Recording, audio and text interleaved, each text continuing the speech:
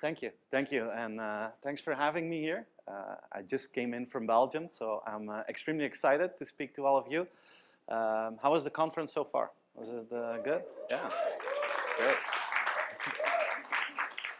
Now I've got good news. Who was here last year when Peter Hinsen presented? Okay, Peter brought 360 slides then.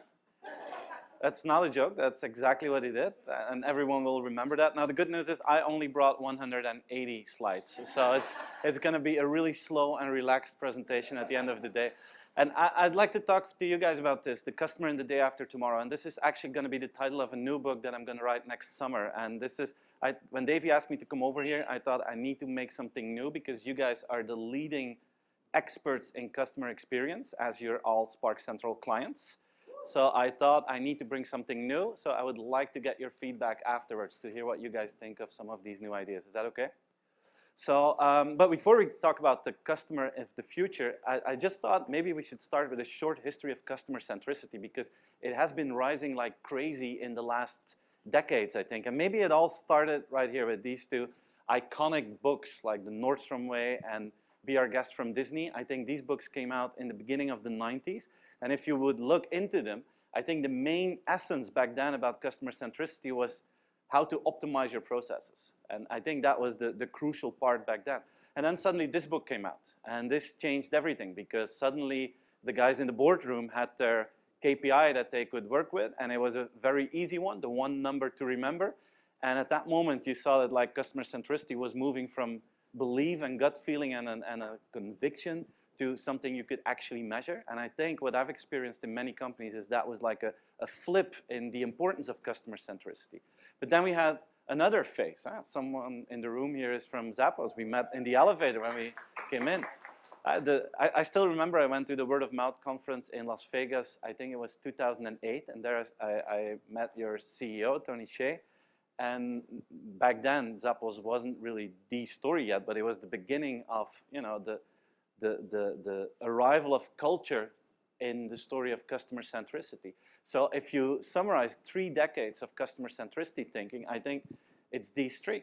And if you look at companies that are successful today in customer centricity, I think they're all excelling in these 3 elements. And the cool thing is social media arrived and has increased the urgency for companies to move forward with this. And to, you know, everyone maybe in the room has seen pictures like this. Maybe you've experienced some social media crises, which is fantastic because it boosts the urgency again for you guys to get more budgets and to invest more money in customer centricity.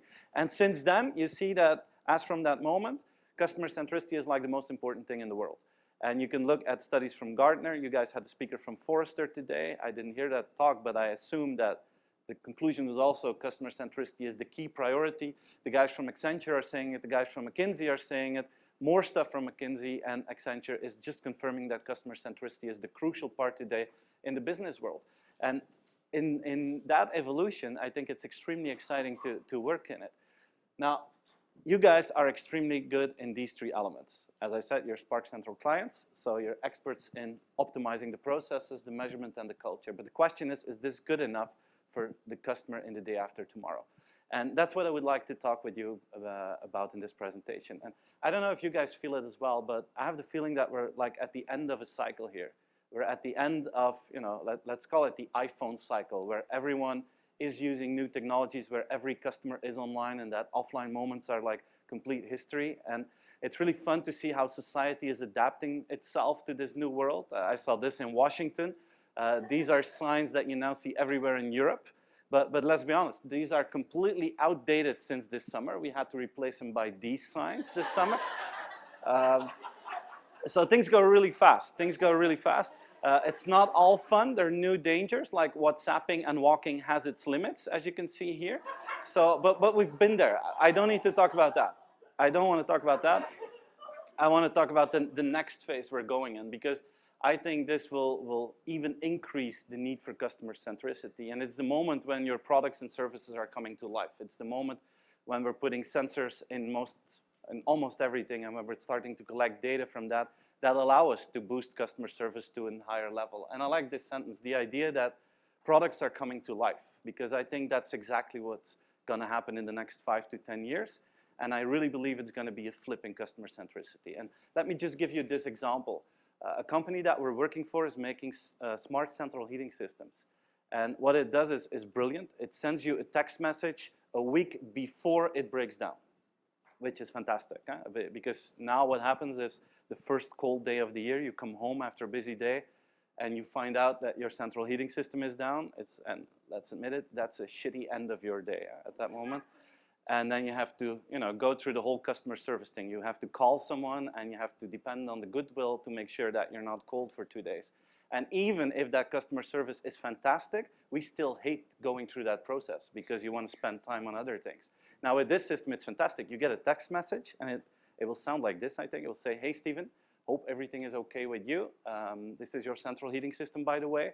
I'm not feeling well. I might die at the end of this week. But nothing to worry about. Just push OK now, and I will send someone to fix me by tomorrow night. Warm regards, that's important. Warm regards, your central heating system. Now, I think that's brilliant because this is, of course, fixing the problem for the client before the client actually discovers that there is a problem.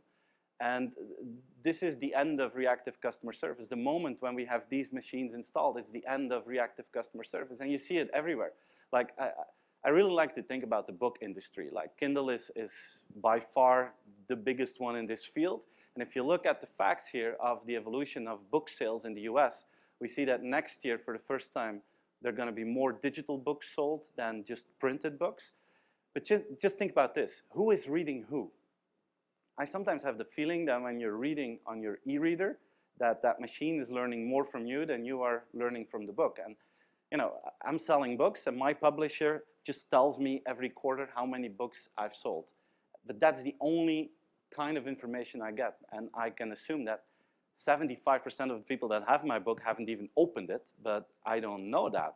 But I would like to know that. I would like to get feedback. With this system, they can basically see if you buy books and also read them. They can see if you go to the end first and then skip back to the beginning. They can see if you skip chapters. They can see if you reread certain parts. It's amazing what they can do. And I think we're going into the era of contextual awareness in customer service, where you understand the context so well that you can, add service layers to almost everything.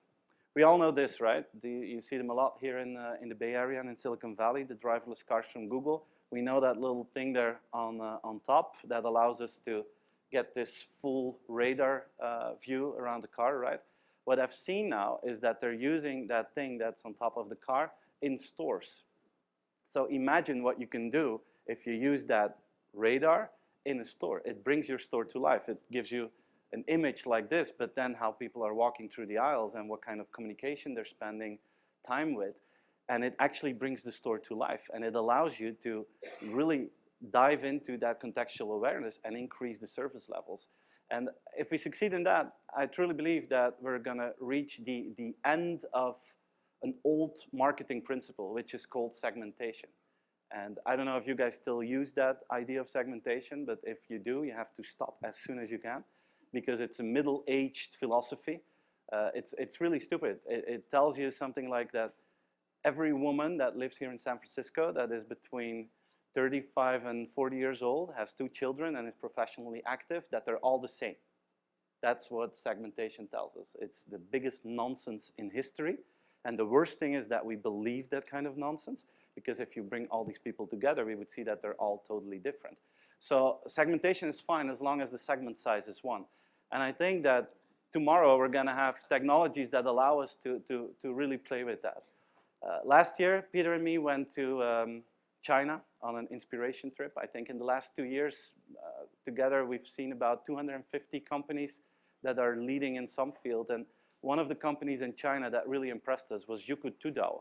I don't know if you're familiar with this company. Most people in the US and Europe don't know it because we don't use it. But you can compare it with a combination of what we know as YouTube and Netflix, but then combined in one company. And most people think, oh, the Chinese copied it from the US companies. We walked in, and the first thing they said is, we were first. So that was really important to them. But we visited them in a very interesting week, the week that they were acquired by Alibaba for $3.5 billion. So the smile on the face of the management was impressive during that week.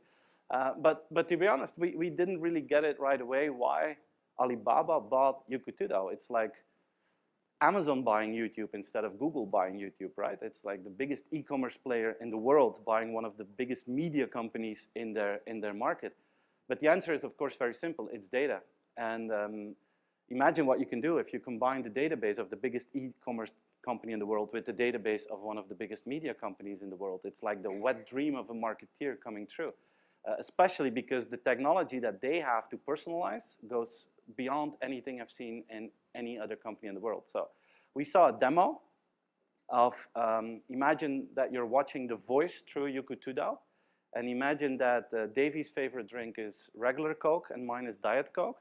Well, if we're both watching The Voice through Youku, when Davy's watching from his house, the coaches from The Voice will be drinking regular Coke. When I'm watching, they're going to be drinking Diet Coke. The cans are clickable, and if you click on it, within the hour, they deliver it at your doorstep in Shanghai, if you live in Shanghai. So imagine you're watching the Chinese version of House of Cards, whatever it may be called. But just imagine that you're watching that. Well, Frank Underwood will be using a phone that you looked at Alibaba, but that you haven't bought yet, and you can click on that phone. And if you click on it, within the hour, they deliver it. And guess what? In the next episode from House of Cards, Frank Underwood is using a different phone than the one that you just ordered. So, or soccer. Imagine that you're watching soccer or football. The billboards with advertisement will be completely personalized based on your clicking behavior on Alibaba. And they have the technology to do that today. And it was just with a push of a button that they were doing that. So these guys combine content, data, and technology to boost commerce, but with the philosophy of the segment of one. And it works like crazy. So I think if we succeed in this, you reach like a world of perfect timing, where customer service is not something that comes too late, because today, by definition, it's too late after we discover the problem, but it's something that happens at the right moment, and you get into a philosophy that you can actually become proactive in the customer journey in the pre-buying phase as well. Another Chinese company that is doing amazing work in this field is a company called Ant Financial Services. This is the biggest financial startup. I don't know if you still can call it a startup in the world. When I made this slide, it was valued at 60 billion. Today, I saw a press release that they're going to IPO and the value is going to be 75 billion. This company is 2 years old. They're, you know, in size, it's Uber-like, but even in a shorter amount of time. These guys, in 2 years' time, created a market of 500 million customers that they have that are into mobile payment. They're the third largest supplier of financing of companies, and they sold 1.2 billion insurance contracts in 2 years' time. 1.2 billion. All micro insurances, and especially the insurance thing is really impressive, because what they do, based on the context that they know, and they're also linked to Alibaba, so they also link the databases. So what they know is if you, for instance, bought a certain product, that you may want an insurance that is related to that product. So they sell you a microinsurance that is completely automated. It's a smart contract, blockchain enabled, in which they say, hey, Steven, you just bought a new phone. Do you want a microinsurance for that phone? And it's completely automated, perfect moment, perfect timing, and I buy it. By doing so, they sold 1.2 billion insurance contracts just in 2 years' time, by understanding the context and creating this perfect timing world towards their customers. I think these things are the future of customer service. And it will have a big impact on the way that consumers take decisions. I think the decision-making process of consumers will be completely algorithm-based in a few years from now. And this is not new, right? Amazon has been doing that for 20 years now. That if you buy a book, that they recommend another book. Netflix has been doing that for the last decade. But you see it more and more. Like this is in a Japanese store, Uniqlo, and it's a little bit freaky gadget kind of thing, but still, it shows you where it's going. These guys have 6,000 t-shirts in their stores, and they put this little device on the heads of their customers. And then based on the mood that they detect in your brain and how your eyes react to certain patterns, they select for you the t-shirt that they feel fits best with the current mood that you're having. It's an example of algorithm-based decision-making. But you see it in every industry. Like this is a case study from a B2B company. ISS is a global company, but their headquarters are in Denmark. A B2B company into facility management. So these guys clean companies, office buildings. They put vending machines there. What these guys are doing is, thanks to a partnership with IBM Watson, is actually putting sensors in the buildings that they're cleaning. And this is going to sound like a really weird example. My apologies for that, but you will know what I mean.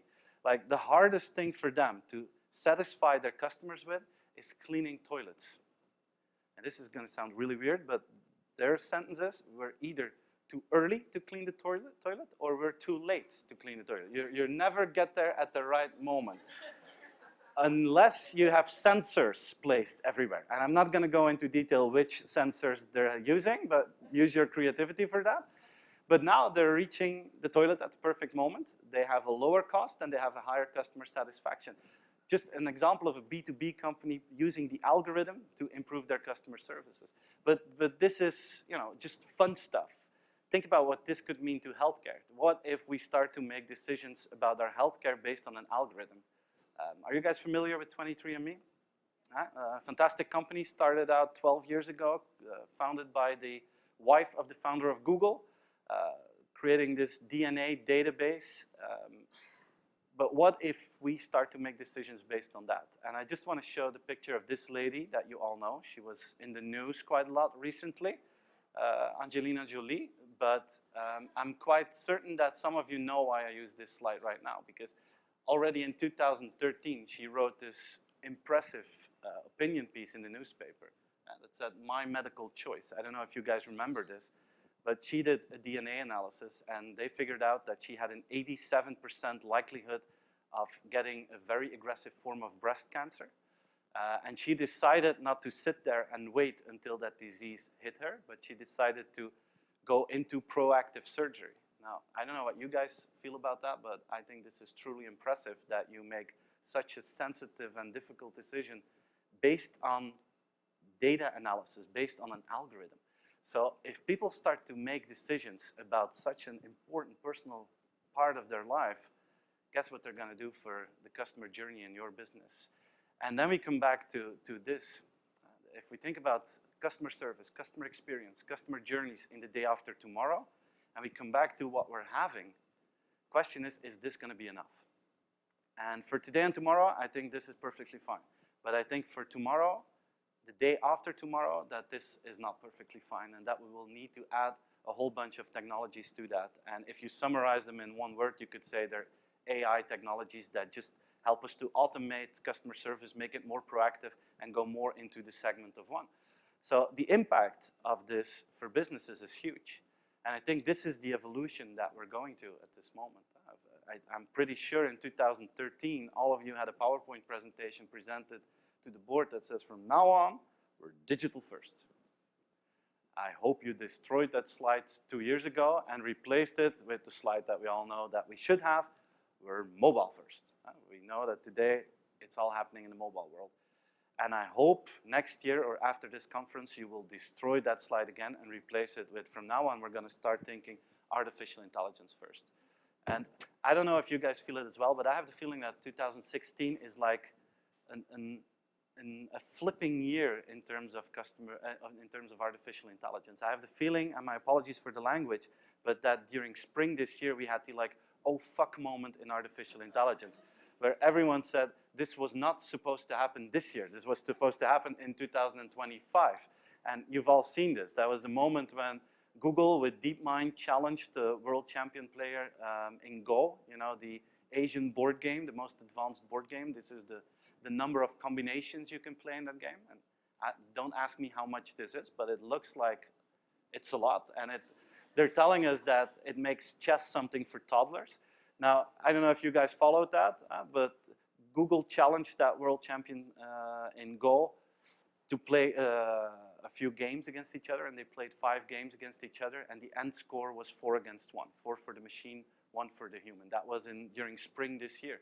And that was the oh fuck moment in artificial intelligence, because if you would go back and read some scientific journals, in 2010, all experts said the moment that a computer can beat a human in Go, that's a tipping point in artificial intelligence, but we predict it's going to happen in 2025.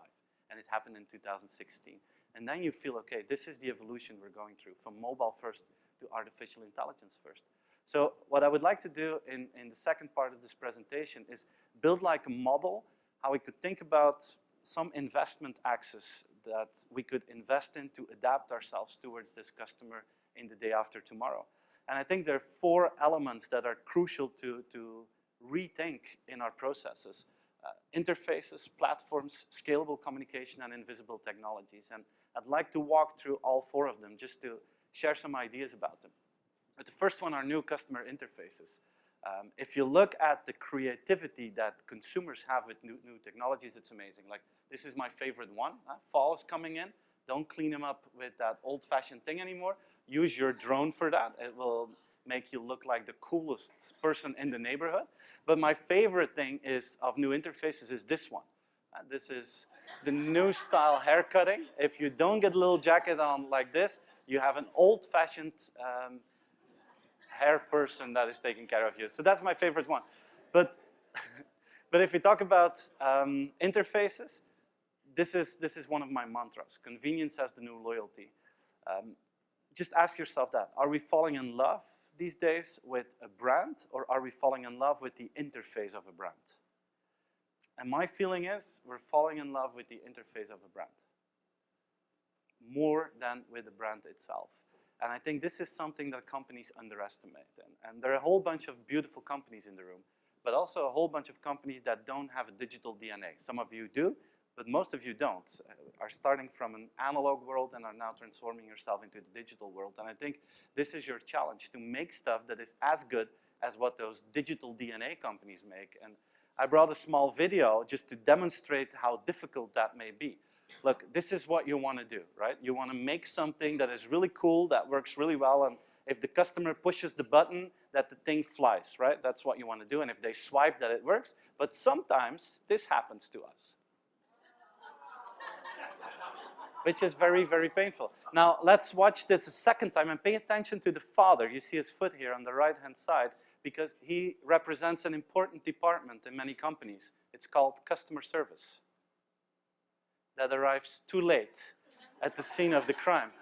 Now, what you see is that the interface is more and more becoming the brand. And that's not just gut feeling. There was this wonderful article in the Harvard Business Review last year that says that customer relations are becoming more important than brands. And what they've done is really interesting. They looked at the financial value of a company and looked at what the main driver was to determine that value. Now, if we skip back 10 years ago, the key driver of value creation was the brand, something intangible. Today, this has completely flipped. And today, the most important driver for the value of your company is customer value. And they define that as the existing repeat customers that you know in person. Now, that's exactly what your departments are doing. And that's now, let's say, the key driver of value creation in your company. So the interface is becoming the brand. And if I look at the budgets that are still going to traditional advertising, it is insane that those budgets are hardly moving, hardly going down, and that the budgets of customer centricity are not increasing rapidly. So we're not taking into account this evolution in the budgets in companies. So this is a slide you can take home. You probably have to defend budgets really soon. This is the evidence that traditional marketing is less impactful than the work that you guys are doing today. But it will change, you know, the interfaces are going to change, and we're in the middle of that evolution. A lot of us here in this room grew up in a world where you had complex interfaces, like the remote control of the VCR. That was a very complex thing that we could use. Today, we're moving into this world of very easy to use interfaces. Like, I love those Amazon Dash buttons. If you think about it, very simple. You push a button, automatically it gets added that product to your shopping basket, and they deliver it at your doorstep. But still, the interface is a button. So those guys from Amazon are thinking like that's going to be middle-aged pretty soon. So we have to figure a way out to automate this. And the idea that they're having is fantastic, of course. What if you could make a deal with companies that make laundry machines, washing machines? You put a sensor in those washing machines, you measure how much detergent people are using, and before they know that they need it, you ship it to them. Again, it's proactive sales, but for Amazon, it could be like a contract that you have with your clients to sell them toilet paper, laundry detergent, coffee, all those basic routine purchases. Just imagine what that could do to the retail industry if all the Amazon Prime users start to get these products just delivered before they even know that they want them. And if you know that half of the households in the US are Amazon Prime members, that's huge in terms of impact. So I would assume that these guys will go full force in investing into this. This is automated interfaces. But what if we're going to have augmented interfaces in the day after tomorrow? We've been doing quite a lot of work with a company called Meta. They're in this field of augmented reality, and they're based here in Silicon Valley. It's a fantastic company. I love their ambition. They're saying we're going to create a world without screens, because a screen is something extremely, extremely old-fashioned. And their dream is like to help e-commerce companies that are into fashion, that people that want to buy a shoe, that they just look at their shoe and that they see the new shoe around their feet. That if you want to buy a new watch, that you see the new watch around your arm and that you don't see it on the screen, but that you see it in real life. Or if you want to buy some flowers, that you see the flowers on your table. They're dreaming about creating or using empty football stadiums and just give glasses to everyone in that stadium so that you're sitting there in an empty stadium. Players are playing somewhere else, but that you actually see them there. Or that you're watching a soccer game and that all of you are wearing those glasses and that those soccer players are playing here on the table and that you almost see them like they're in real life playing and that you don't need a TV screen anymore. The moment that we're having that, and that's not for tomorrow, that's day after tomorrow. They think it's going to take a decade before they can actually do that. But the moment they can do that, wow, that's a complete new user interface. Just think about what that could do to some of your businesses to enhance that customer journey. But there's only one way to do it right, if it is increasing convenience. The moment that's not increasing convenience, it's just going to be a gadget. So everything that we do has to go in this one direction. So that's the first item that I want to talk about. The second one is platforms. Mark Andreessen launched the quote, "Software is eating the world." Today, you hear more and more people saying platforms are eating the world. There are a number of big platforms in this room that are the evidence of that. But you see more and more of those platforms that are creating winner-takes-all markets. And it's really exciting, but it's also really scary. And maybe the most famous one for me that succeeded in that is WeChat. If you look at the number of users that WeChat has right now, it's more than 800 million. But I don't know if you tried WeChat while you were in China. It is amazing. I don't call it a social medium anymore. It's not a social platform. It's the operating system of China. It's as simple as that. If you're not using WeChat in China, you cannot do anything anymore. So all basic business transactions are happening through WeChat. If you want to buy flowers, you buy it through WeChat. If you want to make a restaurant reservation, you do it in WeChat. You go to the restaurant and you even do the payment of the restaurant in WeChat. So it's the super app of the country, which is quite interesting if that's in a country with more than 1.5 billion people living there and that half of them are using that. But they created something that is completely, within their own system. Now, if you look at the new privacy regulations of WhatsApp, then you can already predict that Facebook is going to copy-paste this. And I think Facebook would really love to be the operating system of the rest of the world by copy-pasting what WeChat is doing.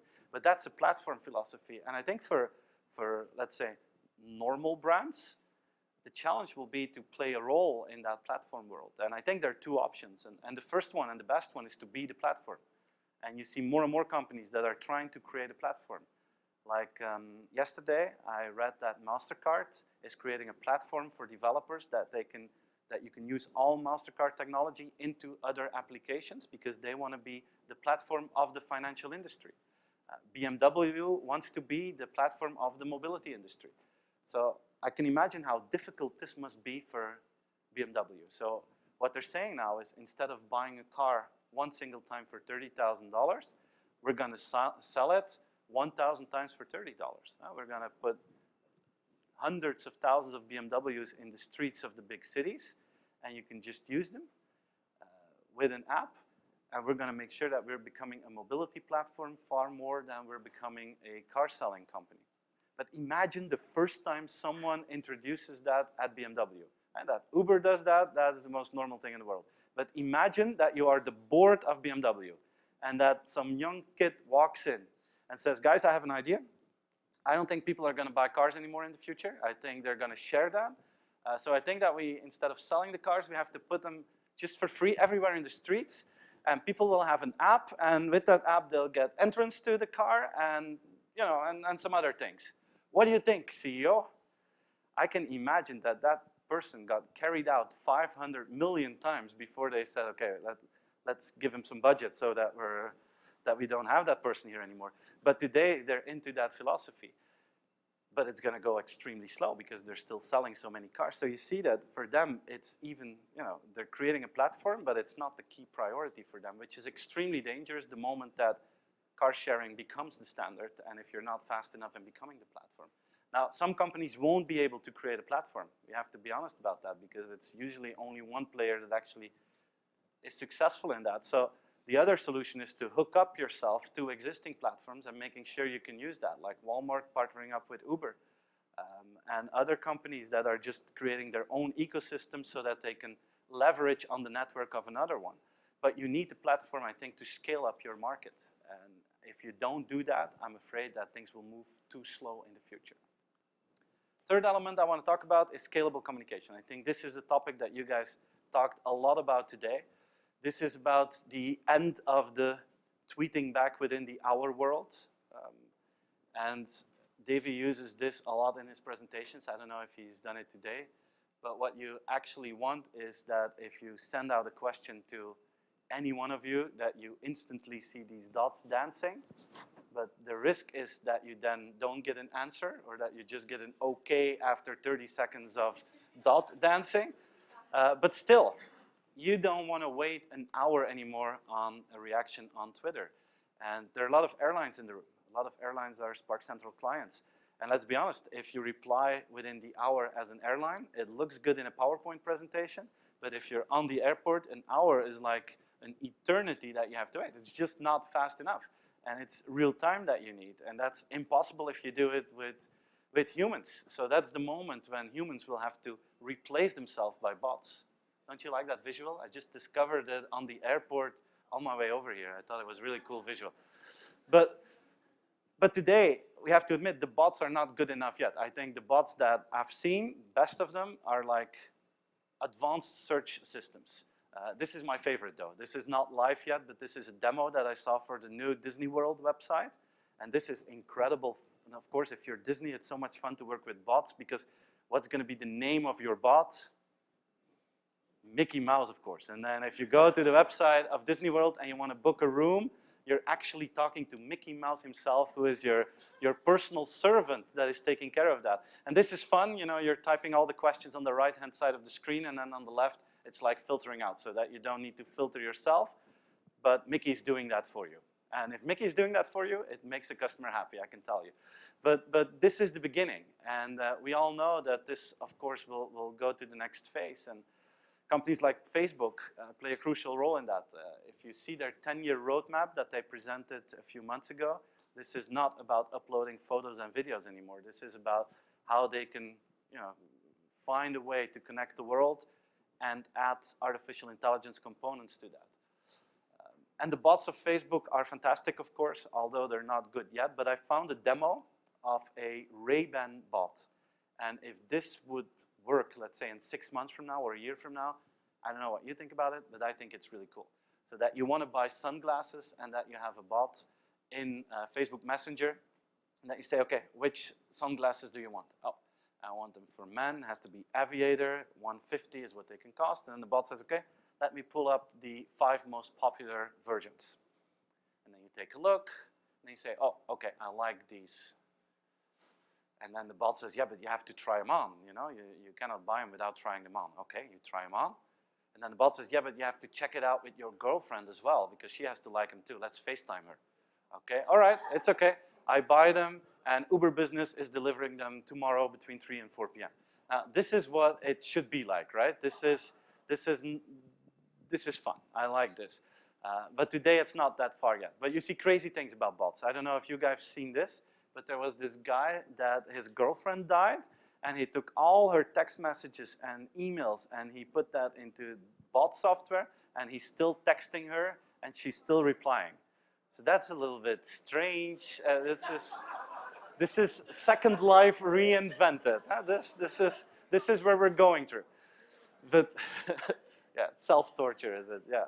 But think about this. If you see the advancements of Amazon Echo, these are like the latest stats that I found. There are, let's say, almost 2 million installed of them in US households.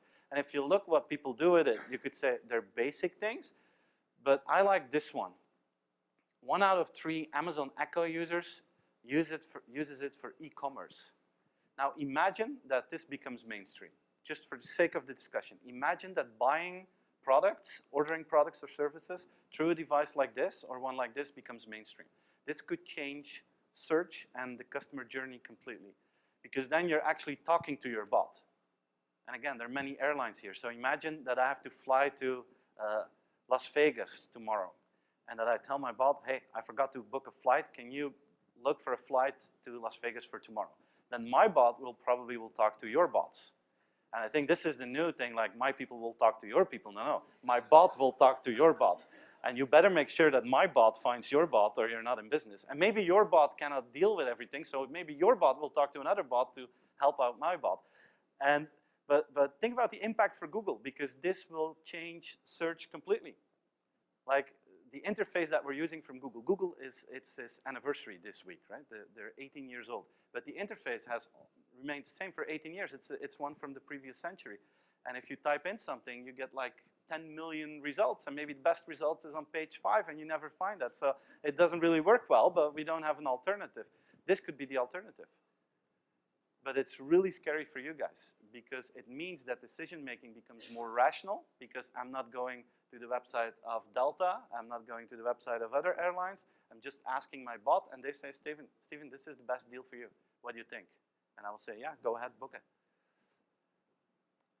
I'm extremely excited by those things, I have to admit. I cannot wait until all these things really work well. But some people are afraid of it, and I've heard that that is also a discussion point that you guys had today. Question is, if those bots work well, do we still need humans? Now, imagine that we don't. There are going to be new jobs, and I found a really interesting new job. We can just find people that guide people on the streets. And this is an important job. Huh? You save people's lives by doing so. So it is an important question. Now, if you ask me, and I think you guys agree based on what I've heard of the discussions today, but I think this is what's going to happen, that the operational work gets automated. You go to a higher service level in terms of availability. But I'm afraid that a lot of companies will stop here. If I look to the financial industry right now in Europe, they are firing people like crazy. Like they're firing half of their staff because of automation in customer service. But they're not adding something next to that. And I think it's perfectly fine to save money, do cost savings using digital services and tools. But I also think it should create space for humans to do something that machines cannot do. And there's this old economic law of scarcity that I like to use. And it's a law that says if something becomes scarce, it increases in value. Now, the one thing in customer service that will become extremely scarce is human-to-human contact. And because of that, it will increase in value. And a lot of people think it will decrease in value. No, it won't decrease in value. It will decrease in frequency, and because of that, it's increasing in value. So that means that most of you are actually facing a double transformation. You're facing, on the one hand, a digital transformation. You have to push yourself into that digital game. But the role of people will also change. So again, a room full of beautiful companies. Most of you became successful because you're better than average in the human part of business.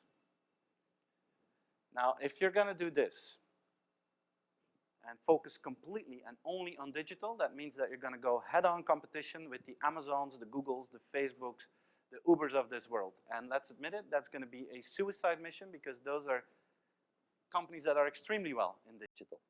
And most other companies cannot keep up with that speed of innovation. And that's a problem if you decide to sit here. So I think for 90% of you guys in this room, there's only one way out, and that's going to this point, where you're good in digital, but where you make the difference with the human part.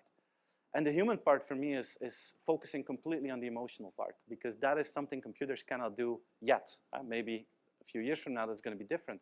But today, this is something that humans differentiate themselves in compared to computers. And I think these 3 elements are crucial for the humans in your teams. Empathy, passion, creativity. You know, I've never met an empathic, passionate, creative computer until now.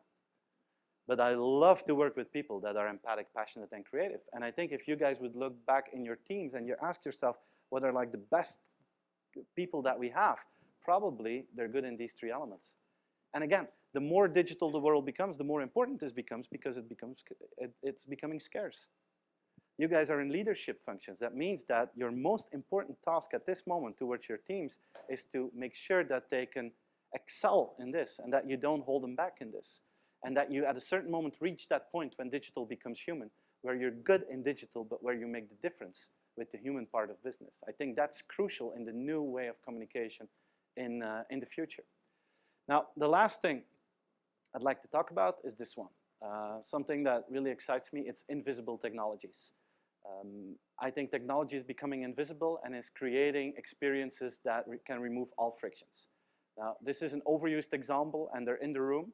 But I share this with people all over the world, and most people agree with me. I don't know if you guys agree with it.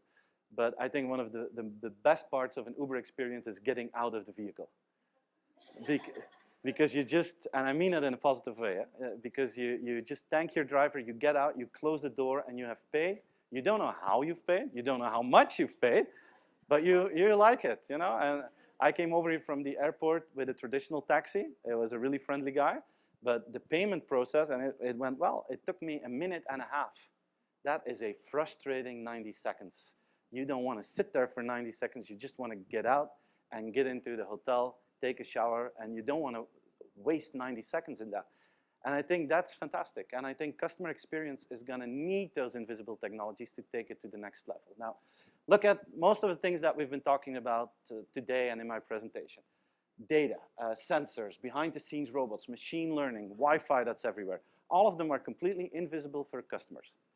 What can they do if you're good at them? They can automate everything. They can make sure that you become faster than real time. And personalization can be lifted to another level that you reach that segment of one. Now, think about this.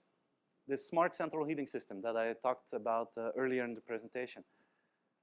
That central heating system looks exactly like a non-smart or a dumb central heating system. It's invisible technology, but it is creating better services. Oops. I have to turn this down a little bit. Can you turn it down a little bit? Doesn't work. Okay. This is my, I'll do it like this. This is my favorite app. I don't know if you guys have it. Magisto. Strong recommendation to download it. It allows you to make movies of your pictures just like in 1 minute time. It's extremely user-friendly. It's really fun. You can add music to it. So I downloaded the app. I think it's a $1 app or something like that. And I didn't do anything with it. And the same day that I downloaded it, I got this email. And it said, Steven, we have a surprise for you. We made a video about the best day of your year so far. And then they made this video, which is a combination of pictures when we were going to Disney World with my family. Those are my children. All the characters in that video are Disney characters. There's nothing wrong. And I thought, wow, how can these guys know that I'm a Disney fan? How do they know that those are my children? How do they know that all those characters are Disney characters? It's a $1 app, and they're pretty good in their algorithms. So I thought, this is extremely, extremely cool. Invisible technology. So I figured out the algorithm now. I've done a lot of research. And I think that there's a correlation between the number of pictures you take in a set of minutes and the enthusiasm that you have about a moment. So I looked at it, and I took a lot of pictures of my children with those Disney characters, and probably they think that must be a really important moment to them, and they take that. Now, I think there's one flaw in that system. I think if you have a car accident, you do exactly the same thing. So I think for 1% of their customers, this is a total nightmare. But for the other 99%, hey, it's a fantastic experience that you're getting. This is another company that I really like. It's a company that is here in the campus of Singularity University in Mountain View, run by an Italian guy. It's called Radio Maze. And this guy discovered that Wi-Fi bounces back on water. And he said, hey, this is really interesting because in your house, you have this thing that is walking around there that is filled with water, and that's called a human. So we are made of water for 90%, so Wi-Fi is bouncing back on our bodies. So he says this is really interesting. So I can actually install an alarm system in all houses without installing additional hardware. It's just software-based safety systems, which is really smart. And like hospitals are really interested in that. People that make social living projects are really interested into this. And he actually said, you know, if, and this is going to sound unrespectful, but you will know what I mean. He says, if we find a big amount of water on the floor, it actually means that someone fell and is maybe unconscious, like senior citizens that are living by themselves. We can detect that. We can also call in 911. We can make sure that the ambulance is coming over. If they have a digital lock, we can actually open the door through the system. So this is fantastic. And it's invisible technologies creating magical experiences. You know what the most frequently asked question is that he gets? It's this one. I have a dog. Does your system still works if I have a dog? And his answer is fantastic. He says it's very simple. If you have a dog that is smaller than 0.5 meter, you're fine. This system works. And if you have a dog that is taller than 0.5 meter, you don't need an alarm system. So that's a really cool one. But it's invisible technologies creating these experiences. So if you ask me, what do we need in customer experience in the day after tomorrow, this is how I'm thinking right now. It's about that artificial intelligence first mindset, rethinking interfaces, working with platforms, making sure we can scale our communication to the max, and we use invisible technologies. Now, this presentation is not made to depress people and saying we're not that far yet. Well, there's some good news at the end of the show. I exaggerated about everything. Most of the things that I've shown you, they don't work yet. It's a complete disaster if you start to work with them. And just some examples to prove my point. Like I saw this in an article. It says, Russian robots escapes from a lab. And then immediately you start to think like this is a scene from Terminator, right? There's a robot that escapes. But then look at it. It's like the biggest loser in robot history is just standing there, blocking the street. It's completely worthless, this system. Then this one, a security company here in Silicon Valley, automating security. Run over a kid and kept hitting it and almost killing the child. That was last week. Or bots. This is maybe the best example in the bot business. Maybe you've seen this one. Microsoft had one. They had it for 24 hours because the Twitter community trained it to become extremely bad in language uses. And the Microsoft bot that Hitler was the coolest guy ever in history of mankind. So they had to turn it down as soon as they could. So this stuff doesn't work yet. That's the good news. But probably 5 years from now, this will be fantastic. So we don't have another choice than to invest in this philosophy if we believe that it's going in this direction. So the question I have for you guys is, where are you good at? Where are you investing in today? Where is more like a problem zone for you today? And how much are you willing to invest? So this is something to think about tonight over a glass of wine or beer. But how much time are you actually investing in your business today? How much time and money are you investing in tomorrow? And how much time and money are you investing in the day after tomorrow? And today is really important. That's keeping your current customers. That's making sure that your P&L is positive at the end of the year. But this is also crucial because this is your long-term value. And the difficulty is in bigger companies that projects that start here in the day after tomorrow get evaluated like their projects here. So I worked with this big bank in Holland, and they've done an artificial intelligence pilot. And it was a total disaster. They made a business case out of it, and it was a total disaster. It was more expensive, and the results were lousy. But it's actually a project to prepare yourself for the day after tomorrow, but they evaluated it like a project for today. And it got killed immediately, and everyone was really negative about it. And now there's this big danger that in the next 4 years, every time that someone in that bank says, I want to do something with AI, that there's someone in the room that will say, hey, I'm going to be the advocate of the devil. If someone says that in a meeting room, the rule should be to kick that person out of the room as soon as possible. But they will say, I'm going to be the advocate of the devil. We've already tried that, and it didn't work. So there's a likelihood that in the next 4 years, they're not going to do anything about that anymore because they tried something here, which is great, but they looked at it as it was a project of today. Now, if you talk to most companies and you would ask them, how are your resources spread out over these 3 phases or 3 buckets? This is the typical answer that you get, 70, 20, 10. I think that's the biggest nonsense in the corporate world. I think if it's 95, 5, 0, For most companies, that's going to be a lot closer to reality. Now, this is a scheme that we like to work with. The first time that we used it was with a Japanese car company. And the CEO of that car company, he said, your schedule, your model is wrong. And we said, how can this be wrong? This is the most simple model ever in management models. He said, no, no, no. You've forgotten something really important. Because we spend a lot of time on the shit of yesterday. We have to clean up our stuff that is bad in the past, from the past, and this is actually creating negative value. So he says in our company, it's like 50, 49, 1 is what we do. And that's an issue. If you see how fast things are evolving today, this is a really, really big issue. So the challenge that I would like to end with is to start your thinking process to see how can you guys prepare for the day after tomorrow? How much time and money are you investing in the day after tomorrow? And how can you adapt your customer service to make sure that you're going to be faster than real time, that you're going to work with a segment of one, and that you're going to be completely automated. And I would like to wish you all the very, very best with that. I'm really, really grateful that I could share my story with you guys. I hope it gave you a last spark of inspiration on this beautiful day. And I cannot wait to hear your thoughts and feedback on that. But thank you very much for having me here today. Thank you.